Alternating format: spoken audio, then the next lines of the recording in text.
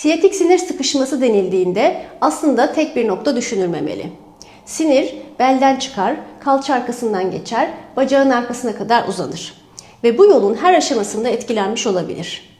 Belden aşağı yayılan ağrı, şoklanma hissi, yanma, karıncalanma ya da bacakta ağırlık.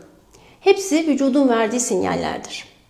Nedenleri tek bir başlık altında toplamak zor. Bel fıtığı, kas spazmları, disk iltihaplanmaları, uzun süreli oturma, hareketsiz sedanter yaşam. Peki gerçekte ne yapılmalı? Bel dekompresyonuna katkı sağlayan özel egzersizler, karın ve bel kaslarını hedefleyen doğru güçlendirme, ağrı kontrolü için enjeksiyon tedavileri, kalça arka zincirine yönelik manuel teknikler. Unutmayın, bel fıtığı sandığınız ağrı çok kaynaklı olabilir ve bunun ayrımı ancak uzman hekim muayenesiyle yapılır. Ağrıyı değil, vücudun anlattıklarını dinleyin ve kaynağa yönelik tedavileri tercih edin.